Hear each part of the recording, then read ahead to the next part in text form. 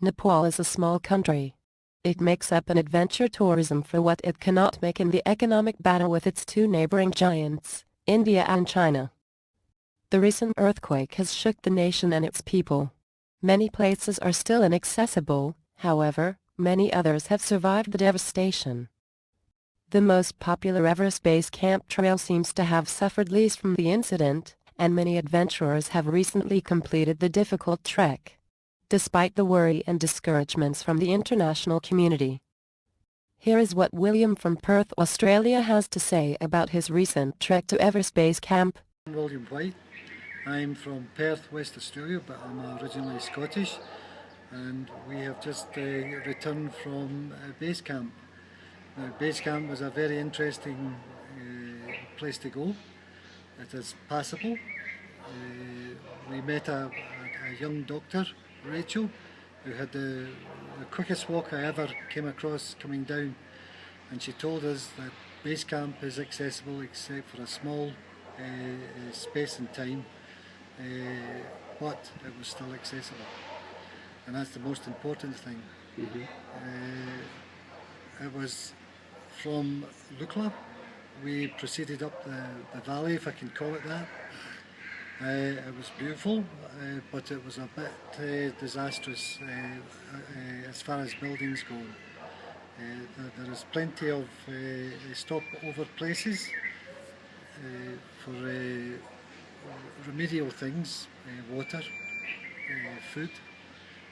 The accommodation was limited in some places because of the post-earthquake situation, but there was plenty of accommodation in the meantime. The scenery was beautiful. There's just one word for it. The population, the way that they live is simple, and it's well worth seeing how hard they work here. I found the trek very challenging, but it was worthwhile.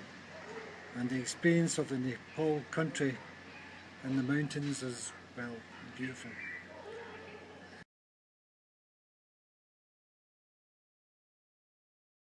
The routes, in my opinion, is very safe, but you've got to remember it's mountainous country, but it's still passable, and you don't come here to be frightened from the country. You've got to enjoy the country. The country is there to be enjoyed. The crossing of the bridges is in some cases spectacular, because I never knew that there were spans the size of 100 metres, and I was a wee bit concerned at the Sir Edmund Hillary Bridge, and there's been a new bridge built above it, but it's very passable indeed. I was a wee bit concerned, but when I seen the tour guide walk over it, I said, bugger it, that's for me, and I grabbed it with both hands, and we proceeded on up the valley to Everest Base Camp. Well, certainly it was restricted at present because there is not visitation, if I can call it that, that's happening.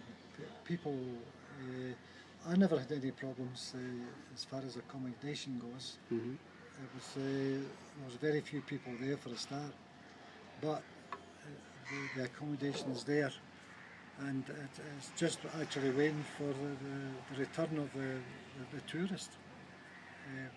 And I think it's well worthwhile, the effort and the scenery up there. You've just got a lovely country. It's very, very seldom you'll ever get a chance to see this unless you come here and enjoy it.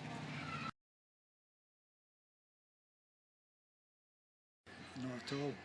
I was never worried. I'm not easily worried.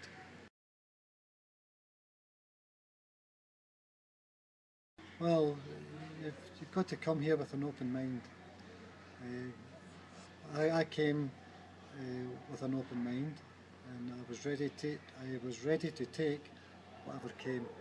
And I think it's time people returned here. People are trying to rebuild there's a lot of international help coming to this country, and it needs more help, i.e.